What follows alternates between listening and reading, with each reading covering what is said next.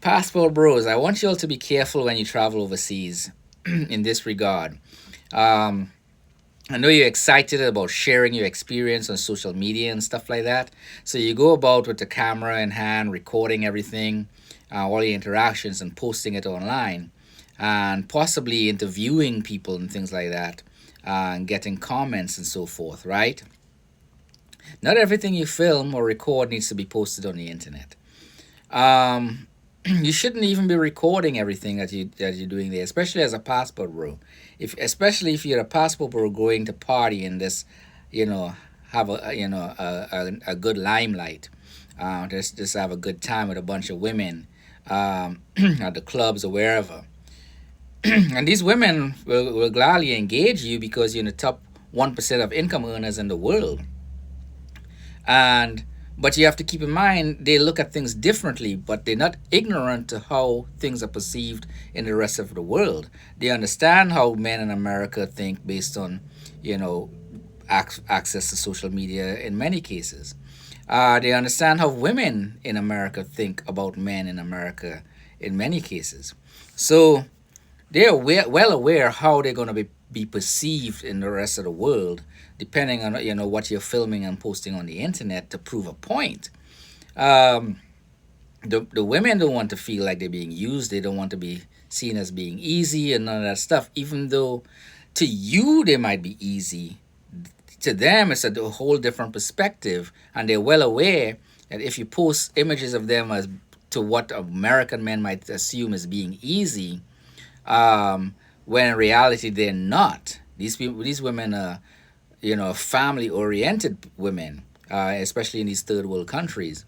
I think right now, I think Austin Holloman posted something about receiving uh, death threats, or how people reporting him to the police for an interview he did. He asked a girl something along the lines of, how soon would she kiss him, or how soon would she go home with him, things like that. I don't think he did anything with that woman per se. It was just a couple of questions, so other passport bros can be aware how these women think. But because national pride and all that stuff is online, and he posted that stuff on the internet and it went viral, um, people in that country, were taking offense to it because they're well aware that American men would think that these women are easy, when in reality they're not. And these women, these as a matter of national pride, nobody in their country wants to be disrespected. So, with that out of the way, I'll talk about my experiences as far as what I did when I traveled overseas. I wasn't going just to look for a good time and just date around and to get um, document everything I was doing so I could share with the world. I only share with the world after the fact. I filmed in certain areas. I filmed when I went to Sudan. My experiences going through the airport, things like that. What I'm seeing, the airplanes, things like that. How I landed in Sudan, and I recorded what the place looked like, the smells, the place I stayed in, the foods that I ate. Never really filmed the people because I had an understanding that that your culture that you don't film, the women and stuff like that. Uh, I have recorded videos with the people I was with, and things like that. But for the most part, I put the phone down and just really submersed myself into the culture and had a much better experience than I was having from behind the camera. Um, and these people will give you some slack and leeway because you're a foreigner in your country. One of the things in Sudan is like, men don't really hug women or touch women, because the women are uncomfortable about it because they're, the men there are horny and they always bend. The religion is so strict there. You know, it's perverse for a man to hug a woman. Um, so when my friend was introducing me to her girlfriends and stuff, and I hugged them, they were fine with it. They gave me that leeway because they knew I was foreign, and my hug wouldn't be the same as a local man's hug. But um, my friend did tell me, the only reason they hugged me because I was a foreigner, but typically men they won't allow men in their country to hug them, and that was the leeway. Um, but in another shift, when there was this crazy man buck naked in the middle of the road, I was going to record him, and they were very, very stern about me recording them, the man, in such a bad light.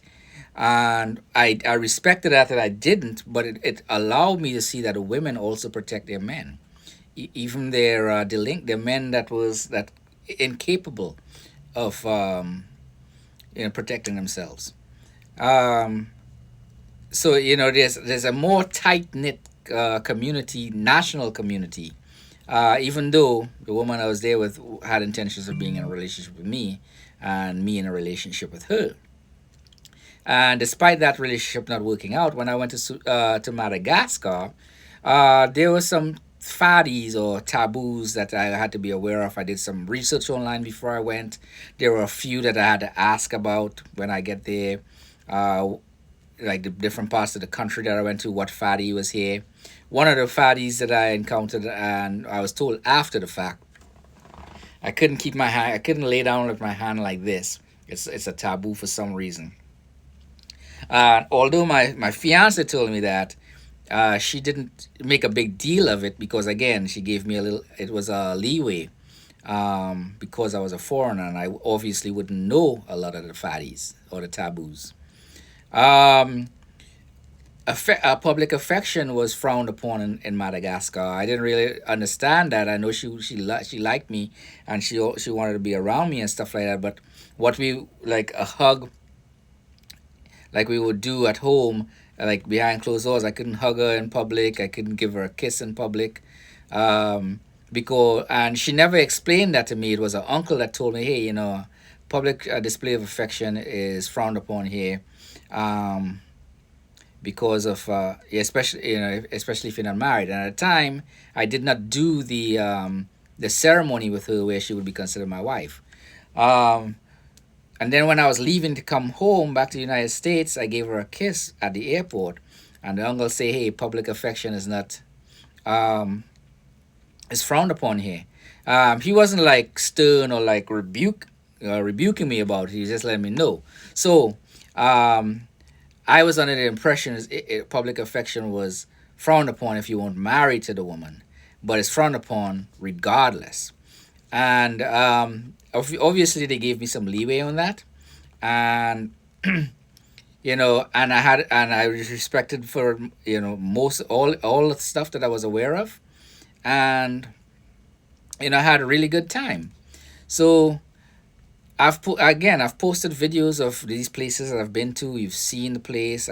But for the most part, I speak about what I saw, and rather than show a lot of the stuff, because people don't want to see this place in a poor light. Even in Madagascar, where I was filming, recording a trip from Antananarivo to Fort Dauphin, and I filmed the streets and how bad it was, and the toilets and stuff like that. Um, I also talked about some of the benefits of such a things and why I enjoy that more than say, if I was to do something here in the United States, for instance, and I didn't film even this when my wife's family, fiance's family was partying and getting drunk and falling over the place. Even though I recorded that, I didn't post none of that for the most part. I post that on my private stuff, like my personal friends and family, like on Facebook, but not on YouTube and things like that. Um, because it would put these people will interpret it wrong, and these people in these foreign countries are well aware of some of the perversions that men and women in the West have, especially when they see certain things, and it can be frowned upon. So um, what Austin Holloman did was a little, even though it was innocent on his part, where he's receiving the death threats and wishing, and people saying that they wish he got a bullet to the head and things like that. He needs to be aware, and you, as passport bros, need to be aware. Go there with your purpose. Don't stay long. Unless you plan to relocate there, you better know to submerge yourself in the culture. Look at some of what Zoom to Thailand and some of the people that's living in the Philippines, how they post their videos. It's not about them grinding on some woman on a backstage somewhere. It's not about none of that stuff. I've seen videos of a man, black man walking on the street and a woman walk up to him and give him a hug, and he filmed that. He was already filming, and he went his way, she went her way, and all that is great. It's great for tourism. It's great for the man that received that sort of thing. It's great for us as passport bros to see how people interact without the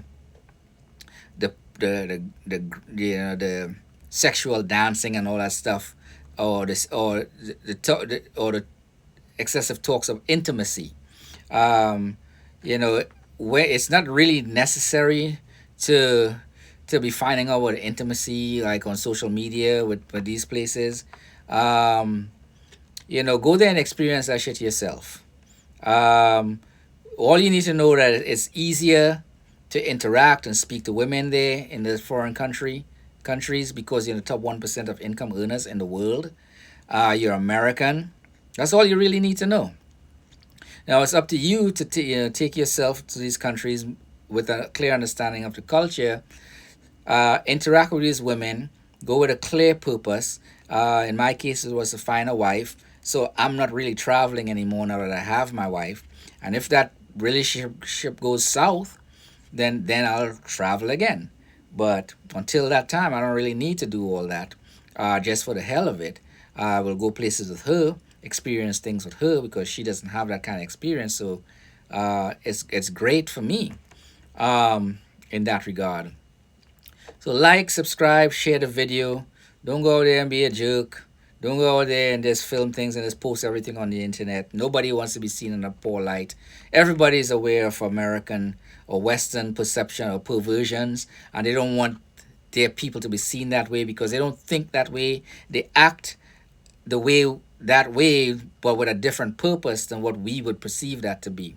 And you got to really take that on. That's why a lot of black women or women in general are saying passport bros are going overseas to exploit these women because these women are easy and they come off as, and they call them unintelligent and sex trafficking and all this stuff. It's because that's how the West perceive these women to be when these women are not like that. So the more you perpetuate those images where it can be interpreted in the West as such, um, and these people are starting to be aware, the foreigners are starting to be aware that, it can go bad not just for the person that's doing this stuff, but for the future of passport bros that's traveling these countries, genuinely looking to either submerge themselves in the culture or to find a wife in that culture. Y'all have a good day.